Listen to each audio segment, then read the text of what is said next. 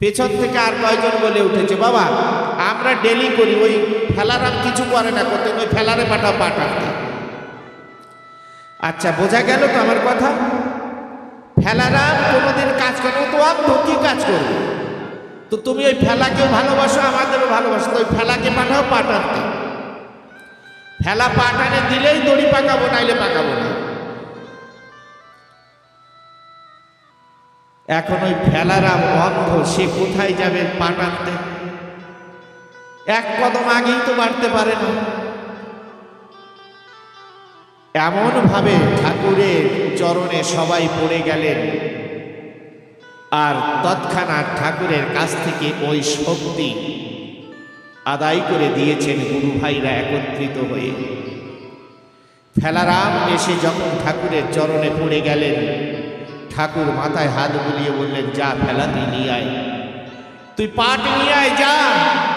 গুরুবাক্যের প্রতি বিশ্বাস করে অন্ধ ফেলা উঠে যখন হাঁটা শুরু করেছে, খুঁজতে খুঁজতে সেই পাঠ বের করে এনে সবাইকে দিয়েছে। সেই অন্ধ ফেলাকে তো আপনারা সবাই চিনতেন, ফেলারাম সরকার। তিনি শাস্ত্র গ্রন্থ, আমাদের দৃষ্টিশক্তি আছে, সারা জীবন পাঠ করেও শাস্ত্র গ্রন্থ মুখস্থ করতে পারব না, কিন্তু উনি চোখ বন্ধ করে গুরুকে স্মরণ করে বলা শুরু করতেন, শাস্ত্র গ্রন্থে এই মাথা থেকে ও মাথা পর্যন্ত বলে দিতেন। নিজে দেখে আমরা কত সময় নিজের হাতে ঘড়ি দেখি, বলতে গেলে ভুল বলে বসি, কিন্তু উনি স্টেজে গান করতেন। কতটা রাত হয়ে গেছে এমনি করে ঘড়ির উপরে হাত বুলিয়ে বলতেন, এখন 10টা 10 মিনিট 15 সেকেন্ড হয়ে গেছে, এখন বিশ্রাম করতে হবে। তার কৃপা হলে, করুণা হলে এইরূপ হয়। যদি কোনো মানুষ মানুষের কর্তব্য ঈশ্বরের সাধন ভজন পূজন না করি, তাহলে জীবনে সাসপেন্ড ওইরূপ হয়। কিন্তু সাসপেন্ড হওয়ার পরে যদি অনুশোচনা আসে, হে ভগবান, তোমার সৃষ্টিময় জগতে অনন্ত কোটি জীব, অনন্ত কোটি মানুষ, কত আনন্দে তারা জীবন যাপন করছে, কিন্তু আমার জীবনে এত দুঃখ, হে ঠাকুর আমার অপরাধকে ক্ষমা করুন। যদি তার মধ্যে কোনো মানুষের মধ্যে সেই অনুশোচনা আসে, ভগবান তার জন্য কিন্তু সেবক পাঠিয়ে দেয়, তার মধ্যে শক্তি সঞ্চার করে দেয়। এই জন্য প্রত্যেকটা মানুষের জীবনে কর্মই হচ্ছে ভগবানের সেবা, পূজা, বন্দনা করা। ভগবান কত বড় দয়ালু, কত বড় কৃপাময়, কত বড় করুণাময় তিনি যে আমাদের এই জগতে পাঠিয়েছেন তার সেবা পূজা করবার জন্য। পাঠানোর পূর্বে তিনি কিন্তু আমাদের প্রত্যেকের জন্য কত সুন্দর ব্যবস্থা জগতে করে দিয়েছেন। যখন আমি জগতে এসেছিলাম ছোট্ট একটা দেহ ধরে, আমি কোথায় এসে থাকবো সেই জায়গা তৈরি করে দিয়েছেন ভগবান আগে। কি সেবা করব ভগবান আগে তৈরি করে দিয়েছেন। আমার ছোট্ট ছোট্ট সেই শরীরটির মাপে কত জামা কাপড় তৈরি হয়ে কত দোকানে রয়েছে।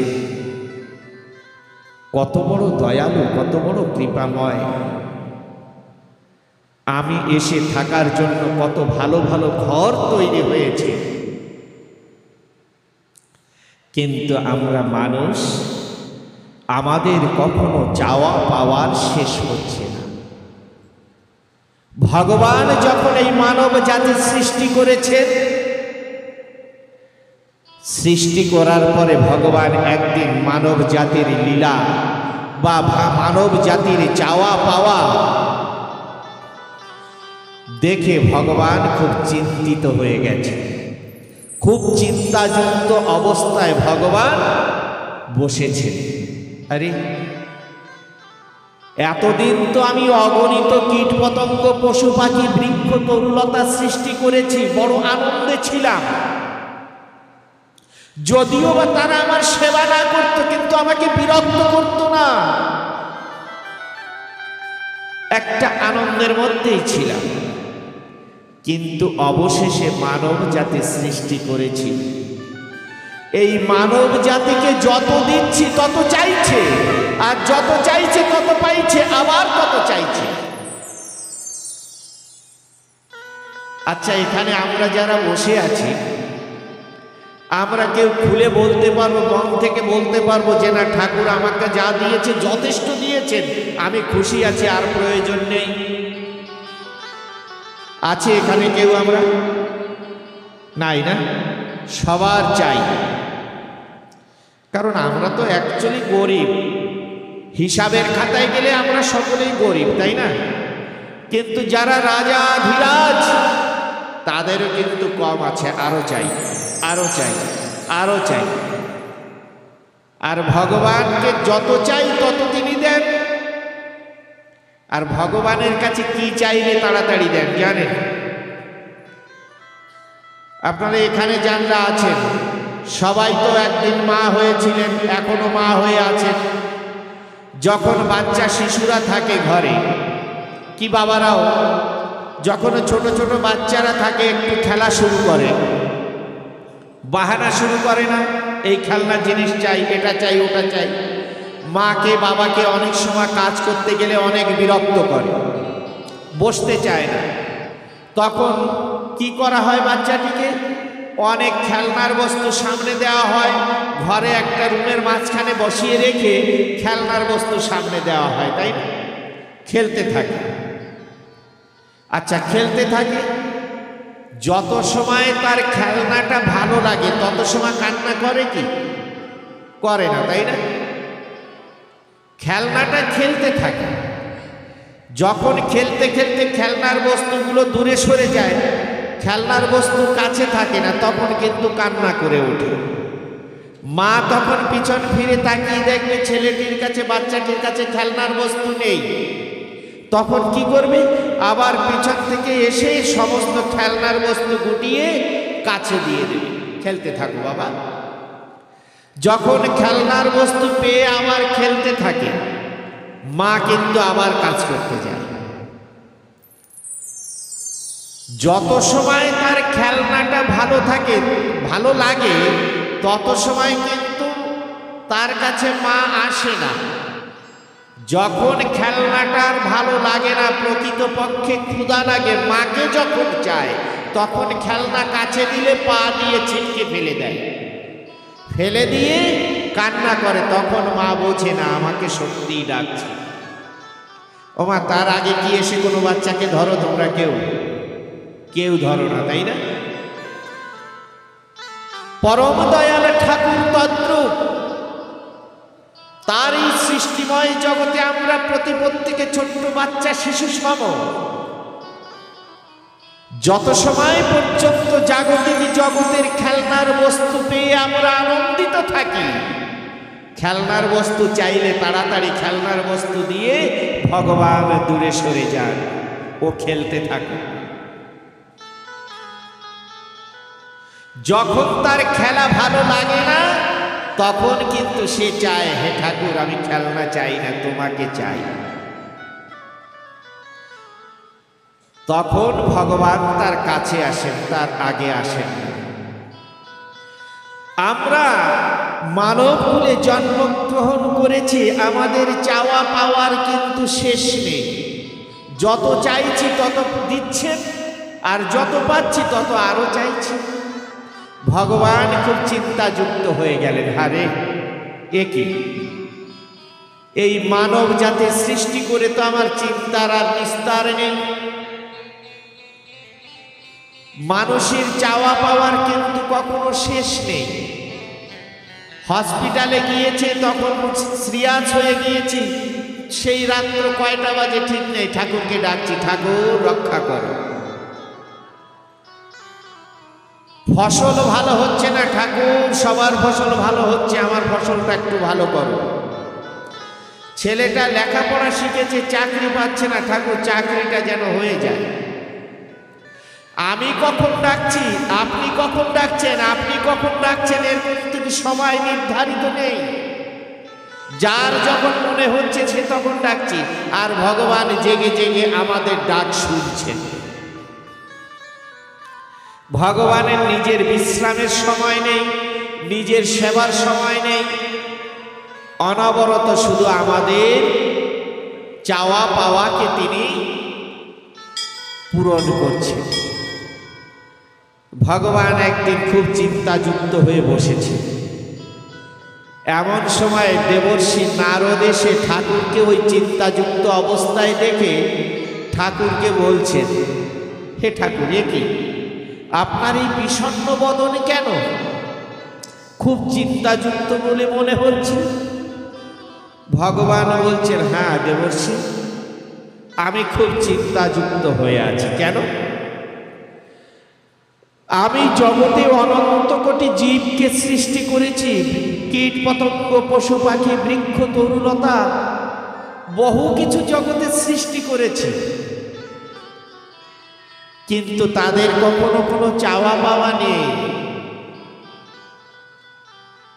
এই যে দেখুন, যখন এই গরমের দিন আসে, প্রচন্ড রৌদ্র, মাঠে ঘাটে কোথাও একটা খাবার বস্তু থাকে না, সমস্ত পশু পাখিরা কষ্ট করে ঘুরছে, কিন্তু তারা কখনো বলছে না ঠাকুর আমাদের খাবার নেই, খাবার দাও। কোনো রোগাক্রান্ত হলে ঠাকুরকে বলছে না ঠাকুর আমাকে রক্ষা করো, আমার রোগটিকে সেরে দাও। কিন্তু এই মানব জাতি সৃষ্টি করেছি, তাদের চাওয়ারও শেষ নেই, পাওয়ারও শেষ নেই। আমি এখন কি করি? খুব চিন্তায় পড়ে গেছি।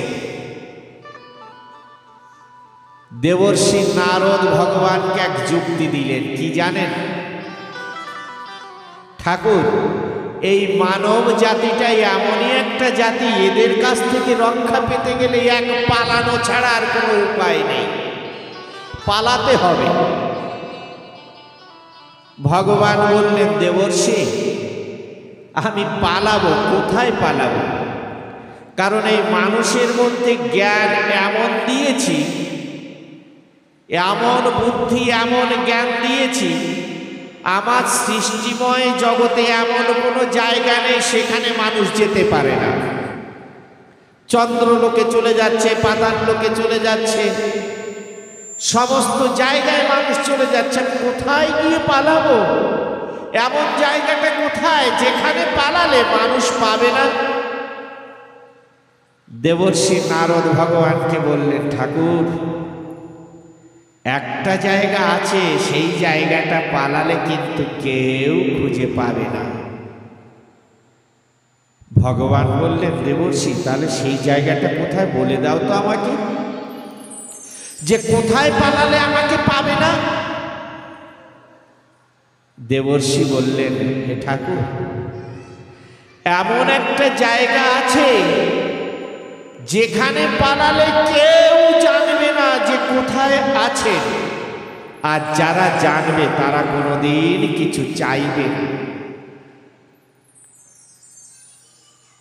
যারা জানবে তারা চাইবে না, যারা চাইবে তারা পাবে না।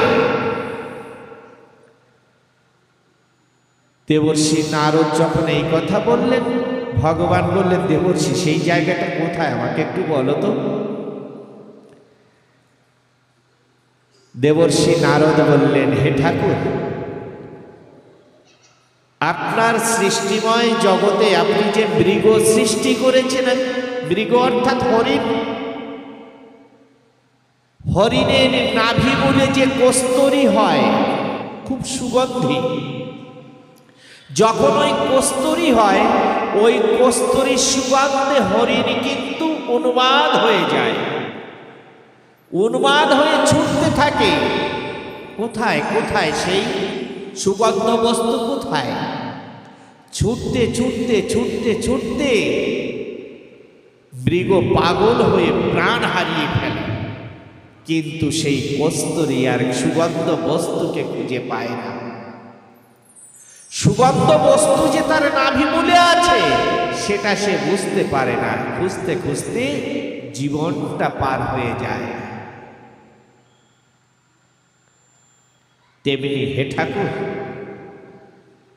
একটা পালানোর জায়গা আছে, সেই জায়গাটা পালালে কেউ খুঁজে পাবে না, আর যারা খুঁজে পাবে তারা কোনোদিন কিছু চাইবে না। দেবর্ষি কোথায়? দেবর্ষি বললেন, ঠাকুর, প্রত্যেকটি জীবের হৃদ মন্দিরে সূক্ষ্ম আকারে তুমি লুকিয়ে থাকো। প্রত্যেকটি জীবের মধ্যে পরমাত্মা রূপে ঈশ্বর বিরাজমান। ঠাকুর শ্রীনীলকান্তের একটি গানে আছে, আত্মতত্ত্ব না যাচিয়া যে কৃষ্ণতত্ত্ব যাচে, আলোক পিছনে রেখে মূর্খেরা সব অন্ধকারে নাচে। আমাদের প্রত্যেকের মধ্যে সেই পরমাত্মা ঈশ্বর সত্তা আছেন। এটাই একমাত্র জানতে পারেন কারা? সাধন সিদ্ধ মহাপুরুষ জানরা। যারা সাধন সিদ্ধ মহাপুরুষ জানেন যে আমার মধ্যে ঈশ্বর আছে, সেই ঈশ্বরের কাছে সাধন সিদ্ধ মহাপুরুষের কোনোদিন কোনো চাওয়া পাওয়া থাকে না। আর যারা জানে না, তাদের চাওয়া পাওয়া থাকে, খুঁজতে থাকে, পাবে না।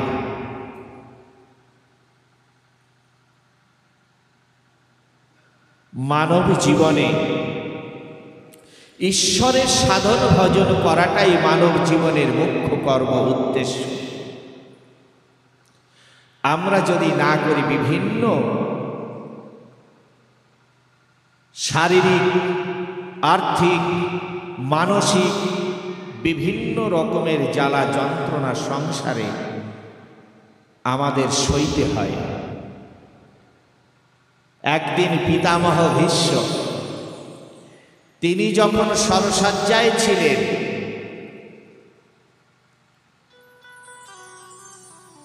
অনাদির আদি গোবিন্দ ভগবান শ্রীকৃষ্ণ গিয়েছিলেন পিতামহ ভীষ্মকে দেখতে।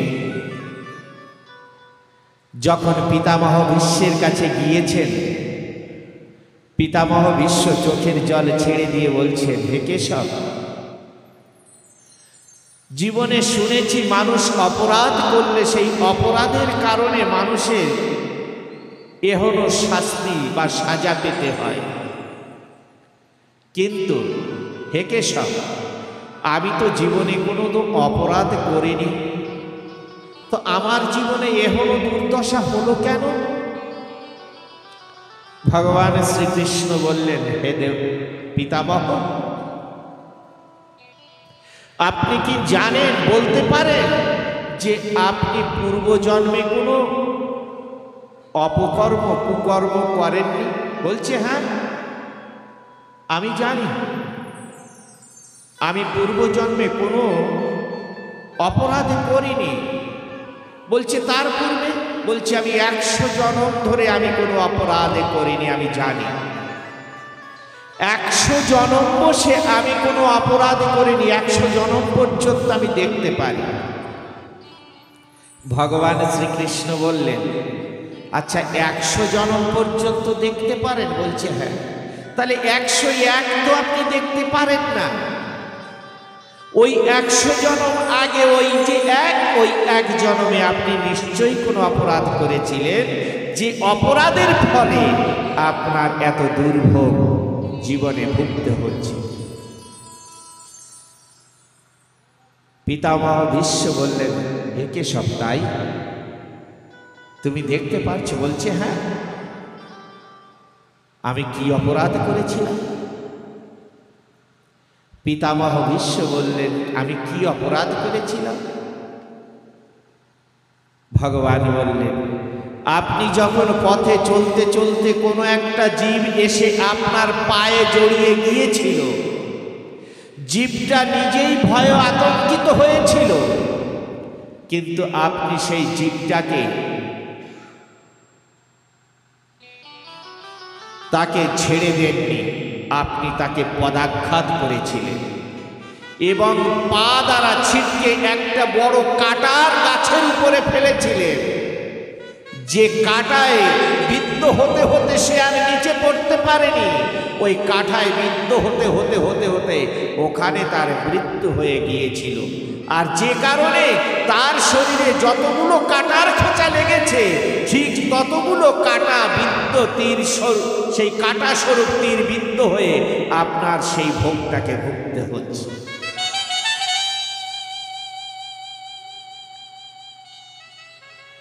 লাখো লাখো গাভীর মধ্যে একটা গোবৎসকে ছেড়ে দিলে গোবৎসটা ঠিক সেই হাজার হাজার গাভীর মধ্যে খুঁজে খুঁজে খুঁজে খুঁজে নিজের মাকে বের করে নেয়। একই ভাষায় ডাকে হাম্বা রবে, মাও কিন্তু সেই হাজার হাজার গাভীর মধ্যে হাম্বা রবে ডাকে।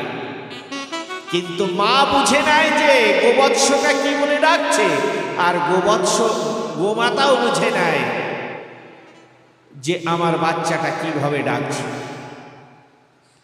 ঠিক হাজার হাজার গাভীর মধ্যে যেমন গোবৎস তার মাকে খুঁজে নেয়, জন্ম জন্মান্তর ঘুরলেও পাপ অমনিভাবে পিছনে ঘুরতে থাকে, সেই পাপ কর্ম খুঁজে খুঁজে খুঁজে খুঁজে তাকে বের করে নেয়।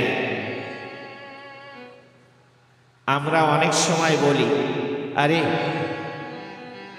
ও এত ভালো পথে চলে কিন্তু ওর এত দুঃখ এত কষ্ট, কিন্তু অমুক দেখো এত অন্যায় অত্যাচার অবিচার করছে, অথচ সে কত আনন্দে কত সুখে আছে।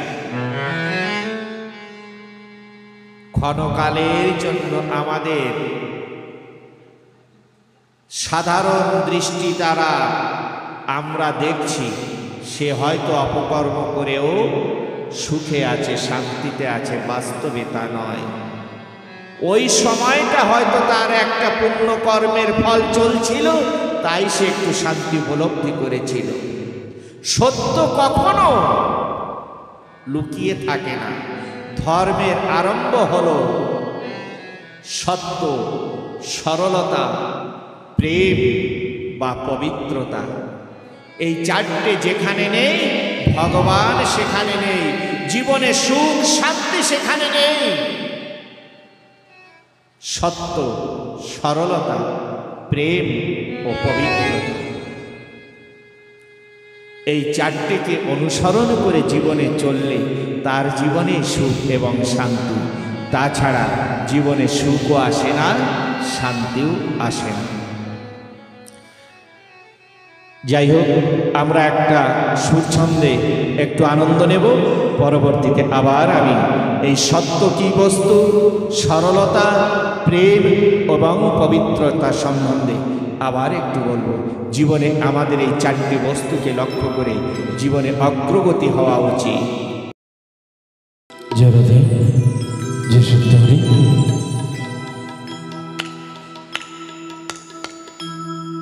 তাই এতক্ষণ আমরা পূজ্যপাদ স্বামীজি বাবা গোবিন্দ ব্রহ্মচারী বাবার শ্রীমুখে আমরা এতক্ষণ কত ভালো ভালো কথা শ্রবণ করলাম, তাই না? তাই বাবার সেই কথার উপরে বেশ করে আমার এই গান শ্রবণ করল। হরিবল। তুমি যখন যাহা করা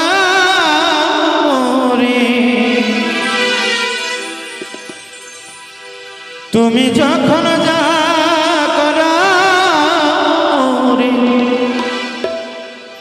ও দয়াল তখন আমি তাই করি।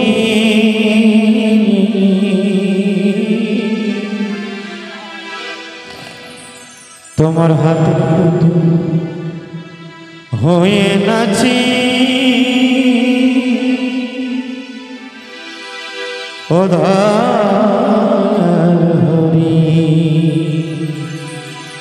বাবা বলছিলেন যে আমরা জন্ম নেওয়ার আগে তিনি এতটা দয়াল, তিনি এতটা বান্ধব আমাদের, যে আমি জন্ম নেওয়ার আগে আমি কি খাবো, আমি জন্ম নেওয়ার পরে আমার অবস্থা কি হবে, আমি কোথায় থাকবো, সমস্ত সব কিছুই তিনি তৈরি করে দেন। তাই সেই উদ্দেশ্যে আমার এই গান। তুমি যখন যাহা করো রে, যখন যাহা করো রে, তখন আমি তাই করি। হাতের পুতুল হয়ে নাচি ও দয়াল তোমার, হাতের পুতুল হয়ে নাচি ও দয়াল হরি।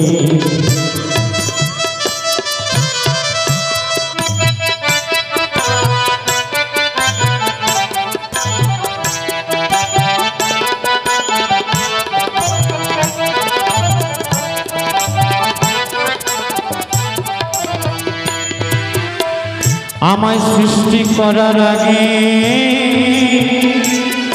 আমার জীবন ভরে যাহা লাগে সব করেছ ভাগে ভাগে তুমি তো জানি।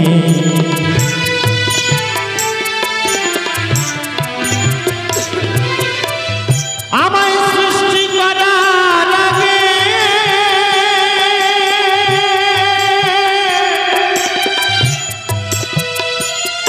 আমার জীবন ভরে যাহা লাগে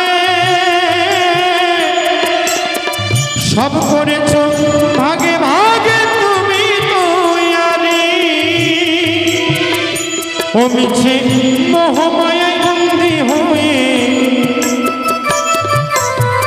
মোহমায়ায় বন্দী হয়ে আমি তেরে বড়াই করি। হাতের পুতুল হয়ে নাচি ও দয়াল হরি তোমার, হাতের পুতুল হয়ে নাচি ও দয়াল হরি।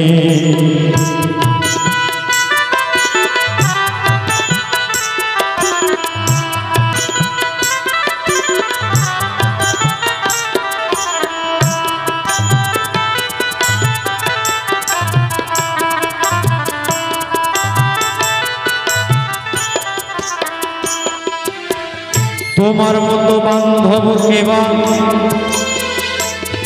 তুমি দিবানিশি করো সেবা, সুখ দুঃখ সব তুমি দেবা এ জীবন ভরে।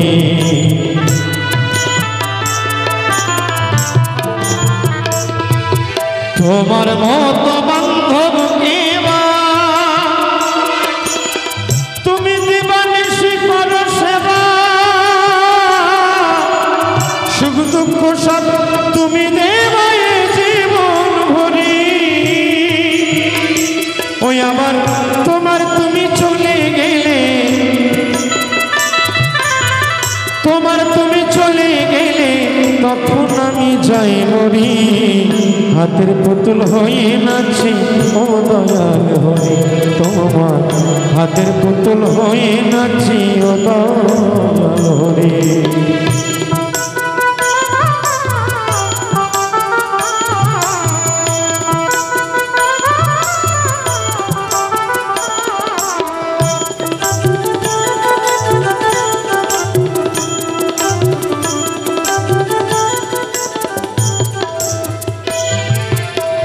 নিঃযোগে যেই পড়িব তুমি এসে দাও মরেছ, আর পরাইয়ে দাও প্রীতির গুম গুম নিঝুম রাতে ভরে।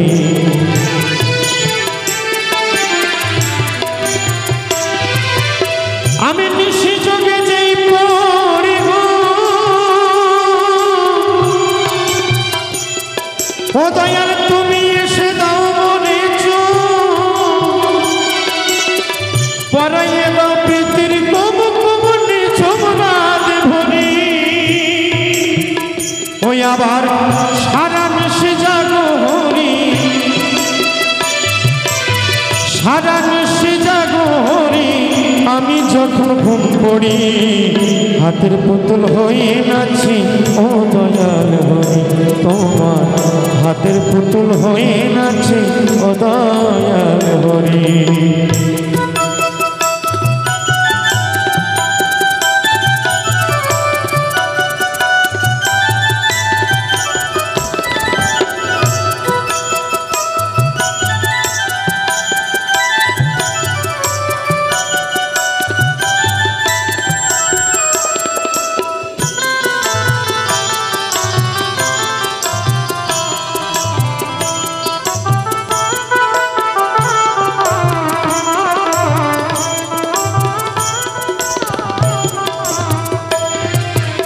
গুরু অসীম বললে বিশ্ব মাঝে, ও দয়াল তোমার সাজে সবাই সাজে, তুমি থাকো সকল কাজে মূল সূত্র ধরে।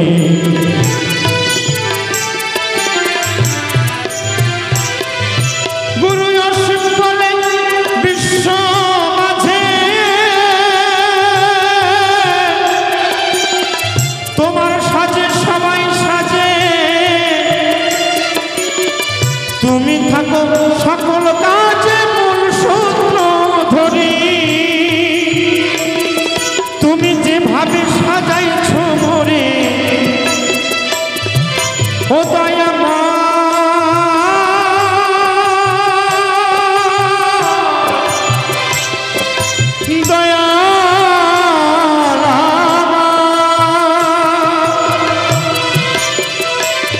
তুমি যেভাবে সাজাইছ মোরে, যেভাবে সাজাইছ মোরে, সেভাবে রাখিও জীবন ভরি। হাতের পুতুল হয়ে নাচি ও দয়াল হরি, তোমার হাতের পুতুল হয়ে নাচি ও দয়াল হরি। তুমি যখন যাহা করো রে, যখন যাহা করো রে, তখন আমি তাই করি। হাতের পুতুল হয়ে নাচি ও দয়াল হরি, তোমার হাতের পুতুল হয়ে নাচি ও দয়াল হরি, তোমার হাতের পুতুল হয়ে নাচি ও দয়াল হরি।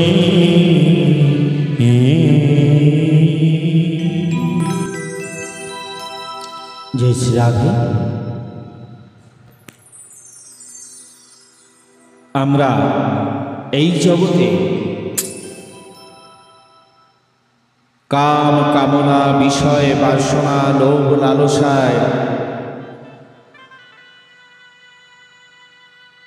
একে অপরের সঙ্গে ঝগড়া লড়াই বিদ্রোহ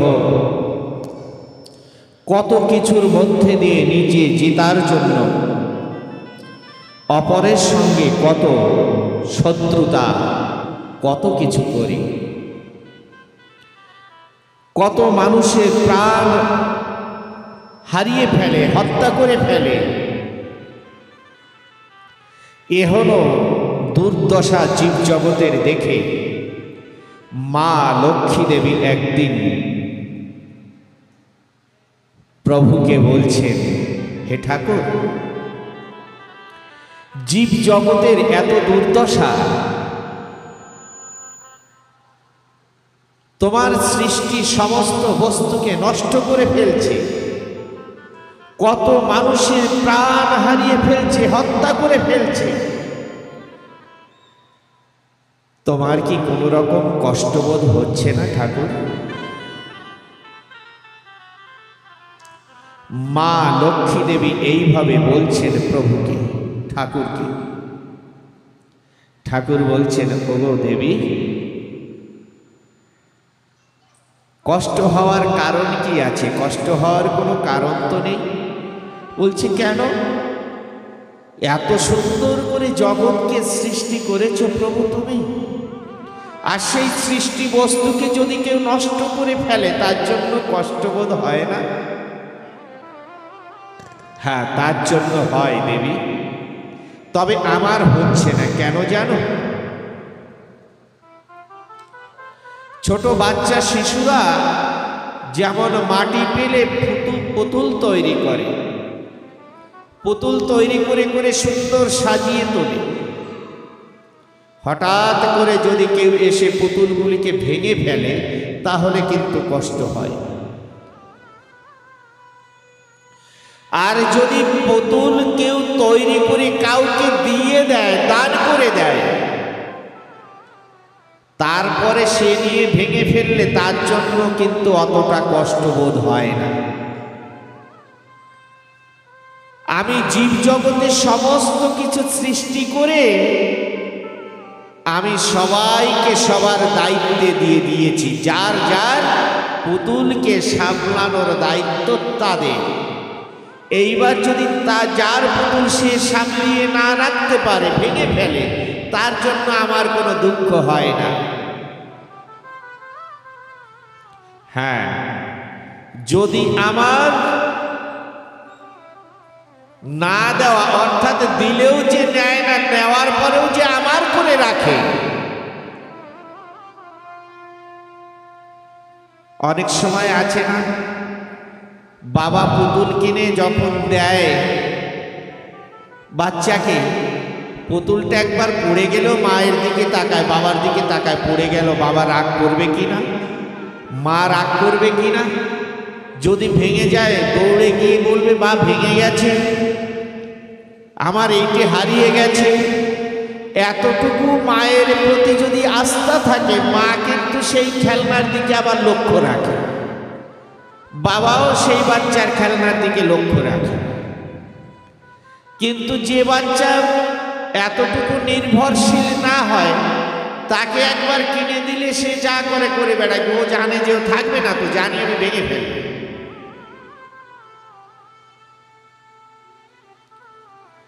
তো লক্ষ্মী দেবী তেমনি, যদি কেউ আমার উপরে নির্ভরশীল হয়, তাহলে তাকে আমি রক্ষা করে থাকি। ভগবান বলেছেন না জ্ঞান যোগে, यदा यदा हि धर्मस्य ग्लानिर्भवति भारत अद्भुतानाम् अधर्मस्य तदात्मनां सृजाम्यहं परित्राणां साधूनां विनाशाय च दुष्कृतां धर्म संस्थापना अर्थाय संभावामि जुगे जुगे। भगवान बोलेছেন, हे लक्ष्मी देवी, এই জীব জগতে যারা আমার প্রতি সমর্পিত, আর যারা সত্যকে মানতে চায় না, ধর্মকে মানতে চায় না, আমি তাদের জন্য, তাদের সংহার করবার জন্য, তাদের দণ্ড দেবার জন্য, আমার সৃষ্টি বস্তুকে রক্ষা করবার জন্য আমি যুগে যুগে অবতীর্ণ হই। আমি যুগে যুগে অবতীর্ণ হই।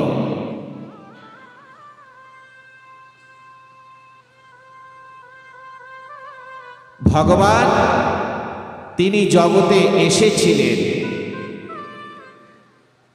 তিনি বহু অগণিত অসুরদের তিনি বধ করেছেন, অনেক ধর্মকে রক্ষা করবার জন্য, অধর্মকে নাশ করবার জন্য বহু যুদ্ধ করেছেন। তিনি যে জগতে এসেছিলেন অধর্মকে নাশ করবার জন্য, দুরাচারী কংস তিনি একে একে ৮৬ জন রাজাকে বন্দী করেছিলেন। অবশেষে নিজের পিতাকেও বন্দী করেছিলেন। ৮৬ জন রাজাকে কারাগারে বন্দী করে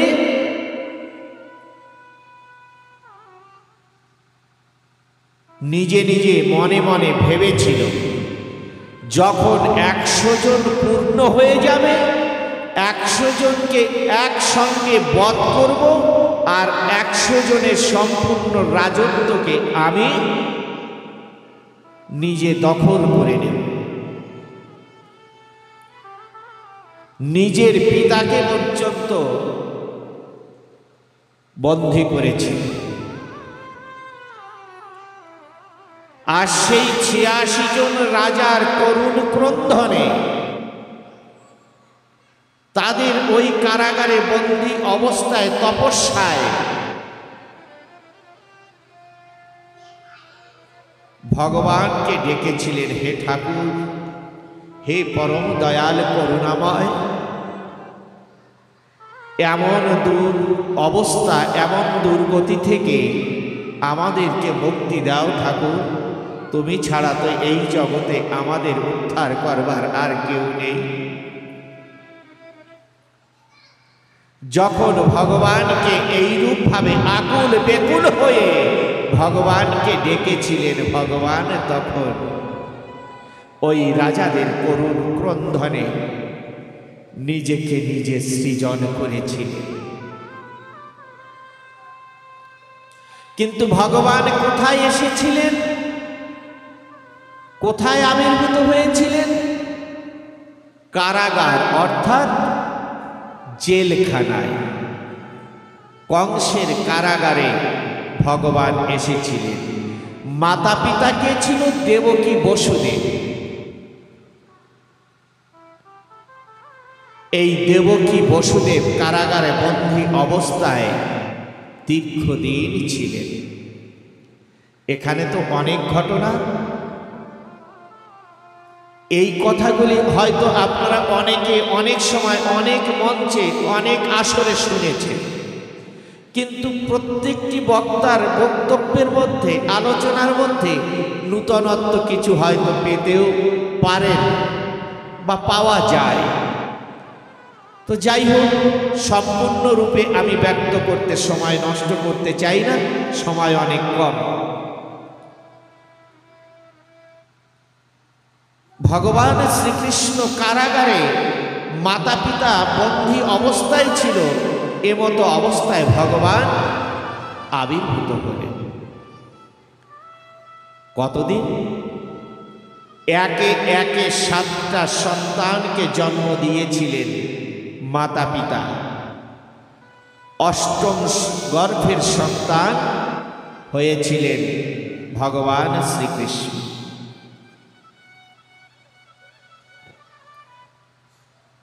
ভগবান শ্রীকৃষ্ণ যখন আবির্ভূত হয়েছিলেন, তখন মাতা পিতার হাতে পায়ে শৃঙ্খল বন্দী অবস্থায় ছিল। অন্ধকার কুঠিরের মধ্যে রেখে দিয়েছিলেন কংস। যখন ভগবান আবির্ভূত হলেন, ওই অন্ধকার কুঠিরটা ভগবানের অঙ্গ প্রবাহিত জ্যোতিতে সম্পূর্ণ আলোকময় হয়ে গিয়েছিল। যখন ভগবান আবির্ভূত হলেন, মাতা পিতা অচেতন অবস্থায় ওইভাবে ছিলেন। যখন ভগবানের অঙ্গ প্রবাহিত জ্যোতিতে অন্ধকার ঘুচে গেল, আলোকময় হয়ে গেল, তখন দেবকী বসুদেবের চেতন ফিরে এলো। যখন ভগবান ওই ভগবানের অপূর্ব রূপকে দর্শন করলেন, তখনও কিন্তু হাতে পায়ে বন্দী অবস্থায় ছিল। কে খুলে দিয়েছিল? তখন ভগবানের মাতা পিতার সেই হাতে পায়ে বেড়িয়ে শৃঙ্খল। ওখানে তো অনেক প্রহরীরা ছিল, অনেক দারোয়ানরা ছিল, কংসের গুপ্তচরও ছিল, যে কেউ গিয়ে সেখানে ওই মাতা পিতার বন্ধন মুক্ত করবে এমন কেউ ছিল না। কে বন্ধন মুক্ত করে দিলেন?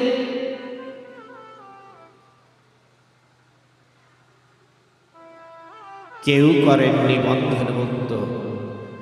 যিনি পরম পিতা পরমেশ্বর, তিনি করেছিলেন। তিনি কে? অনাদির আদি গোবিন্দ ভগবান শ্রীকৃষ্ণ। তিনি তো তখন ছোট্ট বাচ্চা শিশু, কিন্তু তার কৃপা করুণা কিন্তু অপার। যখন না ভগবান শ্রীকৃষ্ণকে দেখেছিলেন, মাতা পিতা উভয়ে উন্মাদ হয়ে কৃষ্ণ কৃষ্ণ কৃষ্ণ কৃষ্ণ বলে যখন দুহাত বাড়িয়ে দিয়েছিলেন, ভগবান শ্রীকৃষ্ণের প্রতি যে আকর্ষিত হয়েছিলেন, তৎক্ষণাৎ হাতে পায়ের শৃঙ্খল খুলে পড়ে গিয়েছে। ভগবান যুগে যুগে অবতীর্ণ হন, আর প্রত্যেকটা জীবকে প্রতিটি মুহূর্ত এক একটা শিক্ষা দিতে থাকে। আমা কথা বলো না মা।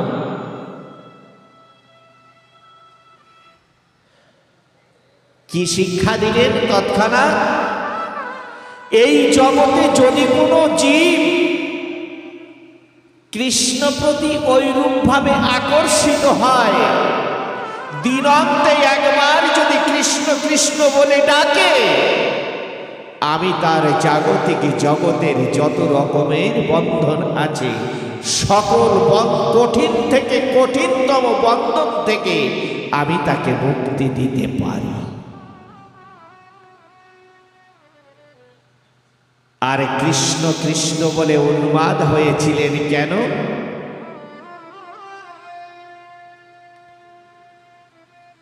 যখন ভগবান আবির্ভূত হলেন, ভগবান শ্রীকৃষ্ণকে সুরক্ষিত রাখার জন্য পিতা বসুদেব তখন কি করেছিলেন? প্রচন্ড ঝড় বৃষ্টি তুফান প্রলয়ের মধ্যে দিয়ে যমুনার অগাধ জল পার করে নিয়ে যেতে হয়েছিল ভগবান শ্রীকৃষ্ণকে নন্দালয়ে, নন্দ রাজার কাছে, নন্দ রাজার রাজমহলে। প্রচন্ড ঝড় বৃষ্টি তুফান মেঘের গর্জন, তার মধ্যে দিয়ে ভগবানকে নিয়ে যেতে হয়েছিল। যখন ভগবানকে নিয়ে বের হচ্ছেন কারাগার থেকে, হাজারো দরজায় বড় বড় তালা, কত দারোয়ান অস্ত্র শস্ত্র নিয়ে দাঁড়িয়ে আছে। ভগবানকে নিয়ে মাথায় করে নিয়ে কৃষ্ণ কৃষ্ণ বলতে বলতে চলেছেন কে? বসুদেব নন্দগ্রামে নন্দ রাজার কাছে। যখন নিয়ে চলেছিলেন, কে খুলে দিয়েছিলেন সেই বড় বড় কারাগারের বড় বড় দরজা আর বড় বড় তালা? কোথায় গিয়েছিল সেই দারোয়ান?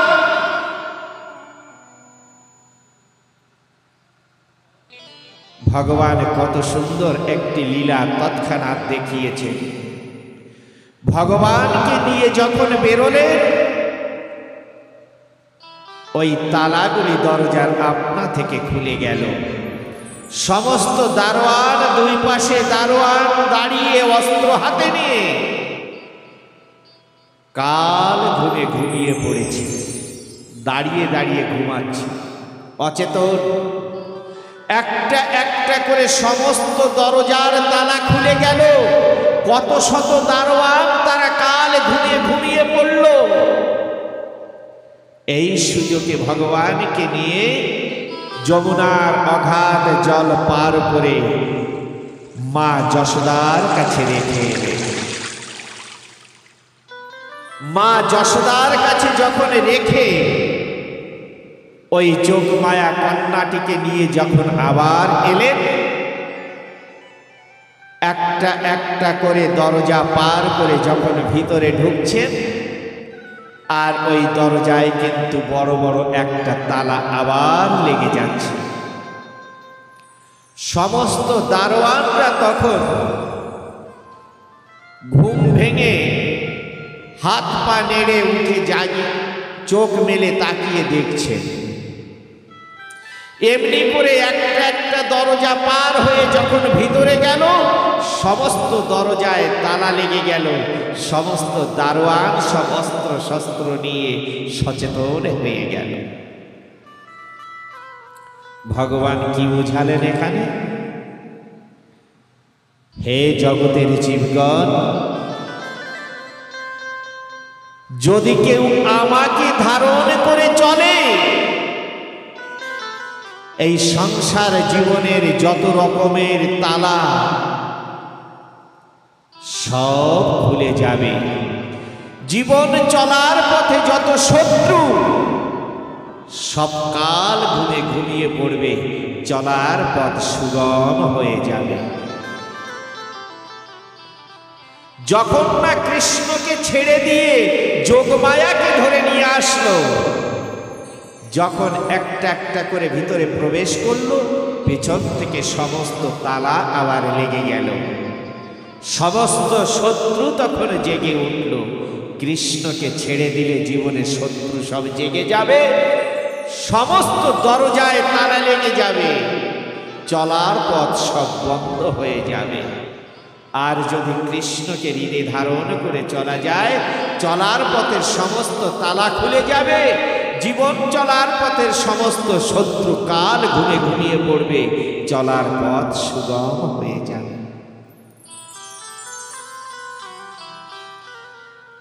আমরা প্রত্যেকটি মানুষ কিন্তু জীবনে সুখ চাই, শান্তি চাই। সুখ এবং শান্তি পাওয়ার আশায় আমরা প্রত্যেকটি মানুষ ভগবানের দেওয়া সুন্দর দেহটাকে সুখের আশায় ঘুরতে ঘুরতে নষ্ট করে দিচ্ছি, কিন্তু সুখের নাগাল পাচ্ছি না। জগতে সুখ এবং শান্তি পাওয়ার জন্য একটা রাস্তা, দুঃখ এবং কষ্টের জন্য আর একটি রাস্তা। কিন্তু আমরা অজানা অচেনা পথে চলছি দিবারাতে। কোন পথে গেলে যে সুখ এবং শান্তি পাবো, কোন পথে গেলে যে দুঃখ কষ্ট পাবো আমরা জানি না। অজানা অচেনা পথে চলছি দিবারাতে। সুখের পথে যেতে গিয়ে খুঁজতে খুঁজতে চলে যাই দুঃখের পথে, সুখ জীবনে আসে না। জীবনে কেমন করে সুখ হয় আমরা জানি। টাকা পয়সা, ধন দৌলত, অর্থ, ঘর বাড়ি থাকলে মানুষের জীবনে সুখ হয়। অভাব অনাটন যদি সংসারে না থাকে তাহলে জীবনে সুখ হয়, শান্তি হয়। কিন্তু অভাব থাকলে, ঘর বাড়ি ভালো না থাকলে, ভালো গাড়ি না থাকলে জীবনে দুঃখ হয়, কষ্ট হয়। এটা আমাদের জীবনের একটা ভাবনা। তাই তো ওই ভালো ঘর, ভালো বাড়ি করার জন্য জীবনটাকে শেষ করে দেই, কিন্তু সুখ শান্তি পাই না।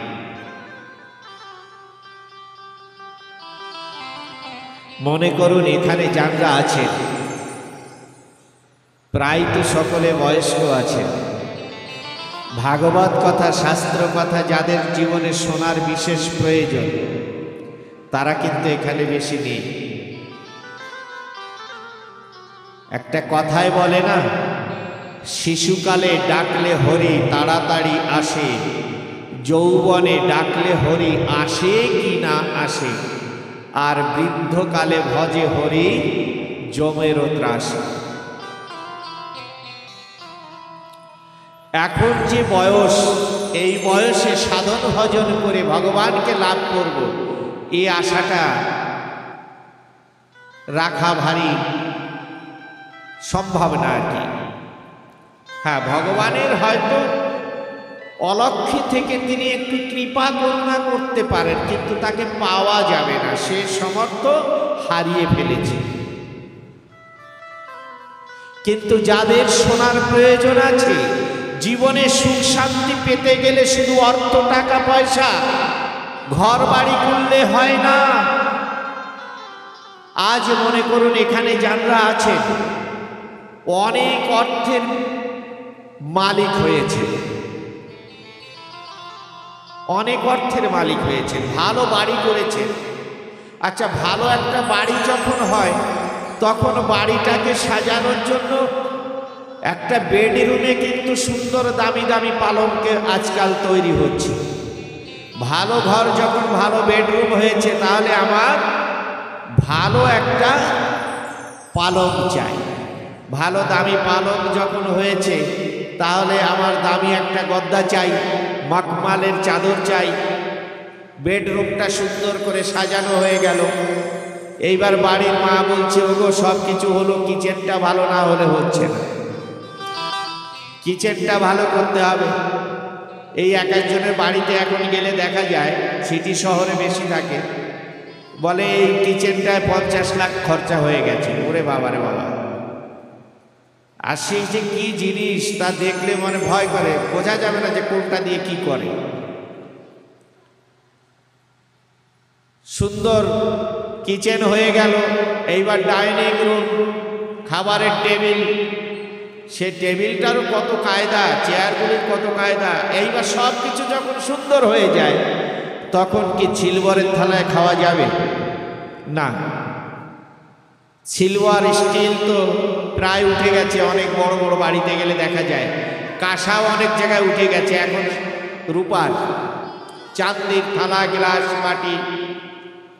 মনে করুন এমন করে দেখা যায় বাবা সব কিছু করে দিয়েছেন, অভাব নেই, কিন্তু ছেলেটা এত সুসংস্কারের হয়েছে, বাবা মা ছেলে বৌমা একই ঘরে থাকে।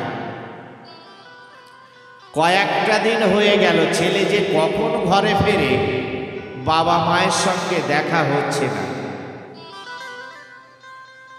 ছেলে কখন ঘরে ফিরবে, কি অখাদ্য কুখাদ্য খেয়ে ঘরে আসে, এসে বৌমাকে গালি বকবে, হয়তো মারধর করবে। বাবা তো ঘরে আছে,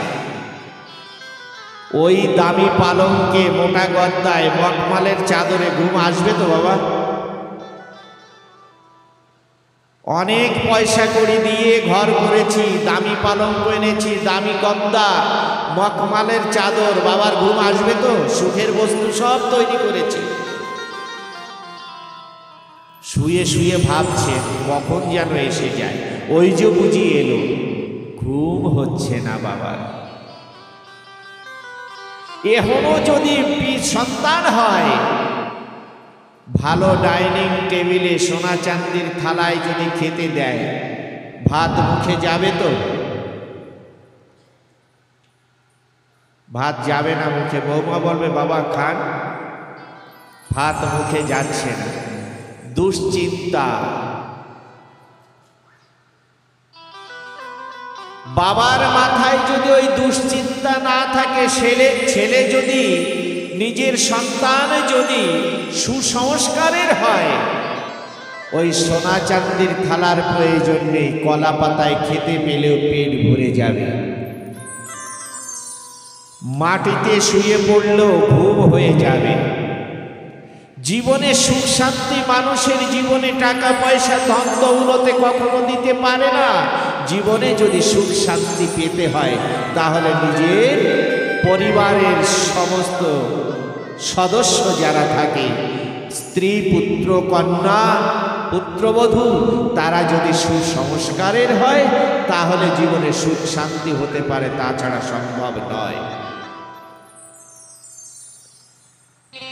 কংস ছিল কিন্তু একজনের পুত্র, ভগবান শ্রীকৃষ্ণ ছিল একজনের পুত্র। জীবনে শান্তি দিয়েছিল কে? কংস না কৃষ্ণ? কংস কি করেছিলেন? নিজের জীবনে শান্তি পাওয়ার জন্য নিজের পিতাকে রাজ সিংহাসন থেকে নামিয়ে কারাগারে বন্দী করে দিয়ে নিজে রাজা হয়েছিলেন। আর শ্রীকৃষ্ণ কি করেছিলেন? নিজে এসে সেই কারাগার থেকে কংসকে, সেই কারাগার থেকে পিতাকে মুক্তি করবার জন্য কংসকে বধ করে পিতাকে কারাগার থেকে মুক্তি দিয়ে রাজা তৈরি করেছিলেন। তাহলে জীবনে সুখ এবং শান্তি দেবে কে? নিজের সন্তান। কৃষ্ণ অনুগত সন্তান যদি জীবনে আসে কেউর জীবনে, তাহলে তার জীবনে শান্তি, তাছাড়া শান্তি নেই। এইবার কৃষ্ণ অনুগত সন্তানকে জীবনে পেতে গেলে মানুষের জীবনে কেমন করা উচিত? আর এই কথাগুলো এখন শুনে লাভ কি আছে? যাদের শোনার দরকার তারা তো নেই।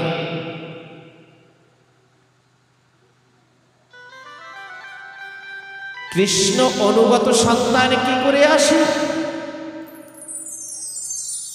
ভগবান শ্রীকৃষ্ণ তিনি কারাগারে ছিলেন, মাতা পিতা কারাগারে ছিলেন, সেই কারাগারে ভগবান আসতে বাধ্য হলেন। কেন এসেছেন কারাগারে? যার ইচ্ছা ব্যতিরিক একটা গাছের পাতা নড়ে না, একটা গাছের পাতা ঝরে না। যার ইচ্ছায় জগতে সবকিছুই সম্ভব, তিনি কেন কারাগারে আবির্ভূত হলেন? আর কারাগার থেকে পুনরায় আবার গোকুলে যেতে হয়েছিল। যদি তিনি ইচ্ছা করতেন যে না, আমি জন্ম নেওয়ার সঙ্গে সঙ্গে আমার পিতার এহনো কষ্ট করতে হবে, এহনো সমস্যার সম্মুখীন হতে হবে, অতএব আমি কারাগারে জন্ম না নিয়ে গোকুলে গিয়ে জন্মগ্রহণ করব আর ওই যোগমায়াকে এই কারাগারে পাঠিয়ে দেব। তার ইচ্ছায় জগতে সব কিছুই সম্ভব। তাহলে তিনি সেই অদল বদলটা কেন করলেন না? যদি সেই অদল বদল করে নিতেন তাহলে হয়তো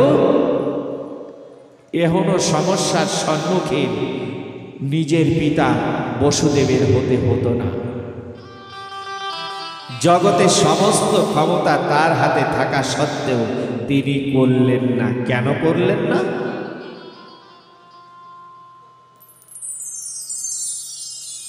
ভগবানকে যে এই জগতে আসতে হবে, আসার মতন একটা সুন্দর পবিত্র স্থান যত সময় তৈরি না হয় তত সময় তিনি আসতে পারেন না। দেখুন না,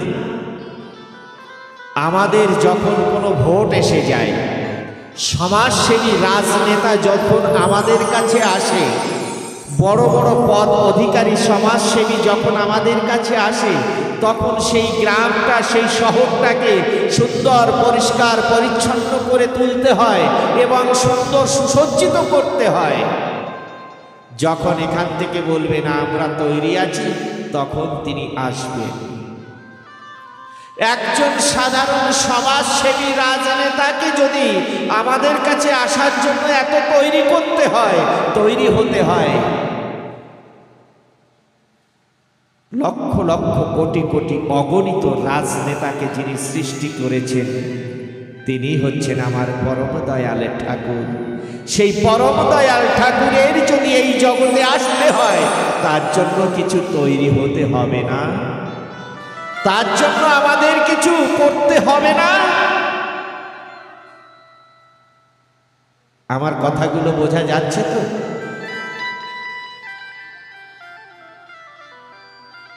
যদি ভগবানকে এই জগতে আমার আনতে হয়, তার জন্য আমার তৈরি হতে হবে না? ভগবান যে সেই সময় তিনি যে আবির্ভূত হবেন জগতের উদ্ধারের জন্য, জীবের কল্যাণের জন্য, ভক্তের পরিত্রাণ করবার জন্য, তিনি যে আবির্ভূত হবেন তেমন একটা জায়গা একমাত্র ওই কারাগারে দেবকী আর বসুদেবের কাছেই ছিল।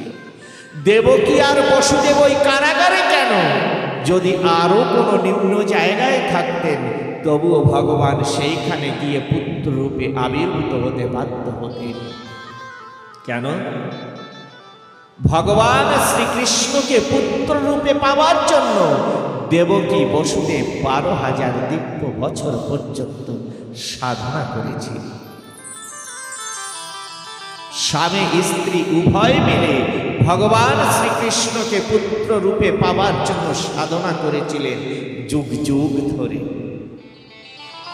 যখন সাধনা করতে করতে তাদের দেহ মন পবিত্র শুদ্ধ হতে গিয়েছে, ভগবান তখন মাঝে মাঝে তাদের সম্মুখে এসে দেখা দিয়েছেন আর বলতেন, ওগো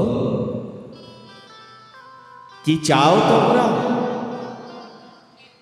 আমি বড় প্রসন্ন হয়েছি, বড় খুশি হয়েছি, সন্তুষ্ট হয়েছি। এই জাগতিক জগতের এমন কোনো বস্তু নেই যে সেই জিনিস চাইলে তোমরা পাবে না। কি চাও বলো, আমি তাই দেব। করজোড়ে অশ্রু সিক্ত করে বললেন, হে ঠাকুর, জগতে কোনো কিছুর আশায় আমরা এই সাধনায় বসি। জগতে কোনো কিছুর অভাবে আমরা তোমাকে ডাকিনি।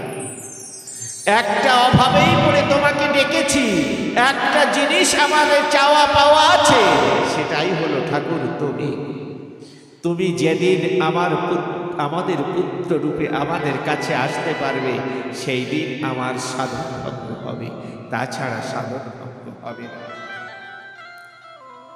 ভগবান আবার ফিরে চলে যান, কিছুদিন বাদে আবার আসেন। তোমরা কি চাও বলো? ওই একই কথা বারবার বলে দেন। এমনি করে বারংবার আসতে যেতে ঠিক সময় যখন পূর্ণ হয়েছে, সাধনা করতে করতে তাদের দেহ মন পবিত্র শুদ্ধ যখন হয়ে গেছে, ভগবান সাকার রূপে তাদের পুত্র রূপে তাদের কাছে আসতে বাধ্য হয়েছে। সংসার জীবনে সুখ খুঁজতে গিয়ে আমরা কিন্তু দুঃখের পথের প্রতীক হয়ে যাই, এই জন্য জীবনে সুখ পাই না। সংসার জীবনে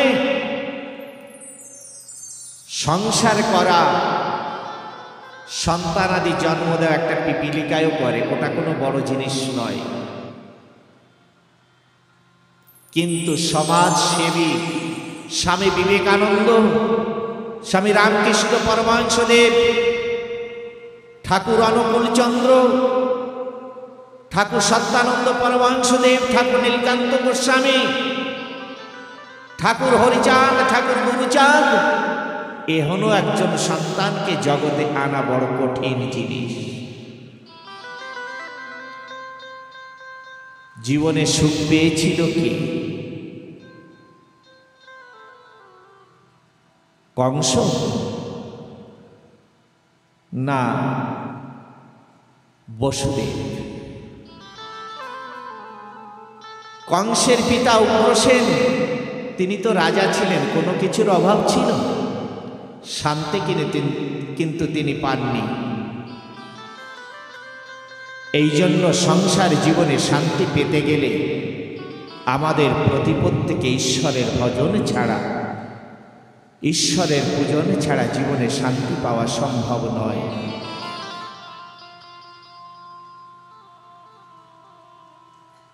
জীবনে সত্য, সরলতা, প্রেম এবং পবিত্রতা, এই চারটে বস্তুই হচ্ছে ধর্মের মূল। আর এই চারটে বস্তুকে এড়িয়ে জীবনে শান্তি পাওয়া সম্ভব নয়, সম্ভব নয়, সম্ভব নয়। সত্যপথে অগ্রসর হয়ে ভগবানকে পেয়েছিলেন কারা? পঞ্চপাণ্ডব। এই পঞ্চপাণ্ডব যখন বনবাসে ছিলেন, বনবাসে চলতে চলতে হঠাৎ করে দ্রৌপদী বলছেন, ওগো, আমার খুব জল পিপাসা পেয়েছে। তখন পঞ্চপাণ্ডব সঙ্গে ছিলেন। যুধিষ্ঠির বললেন কনিষ্ঠ ভ্রাতা সহদেবকে, সহদেব ভাই, দেখো তো এই গভীর জঙ্গলে জল কোথায় পাওয়া যাবে? অজানা জায়গা, জঙ্গল। সহদেব কি করেছিলেন? একটা খুব উঁচু গাছে চড়েছিলেন। উপরে উঠে চারিদিকে নজর ঘুরিয়ে দেখবেন যে কোথায় জল পাওয়া যাবে, কিন্তু উপরে উঠে জল দেখতে পাওয়া যাচ্ছে না। কিন্তু জলচর যে পক্ষী পাখিগুলি জলে যারা থাকে, তাদের ডাকটা একটু আলাদা থাকে। তো দূরে শোনা যাচ্ছে ওইদিকে জলচর পক্ষীর কণ্ঠ, আওয়াজ। গাছ থেকে নেমে সেই দিকে হেঁটে গিয়ে দেখলেন সত্যি একটা সরোবর আছে। মনে মনে ভাবলেন, যাক, পাওয়া তো গেল। কিন্তু সহদেবের ওই গাছে চড়ে আর অতটা রাস্তা গিয়ে নিজেরই জল পিপাসা লেগে গেছে। মনে মনে চিন্তা করছেন, একটু জল পান করি আর দ্রৌপদীর জন্য নিয়ে যাই। যখনই জল পান করতে যাবেন, স্পর্শ করবে, এমন সময় এক বক দূরে এক গাছতলা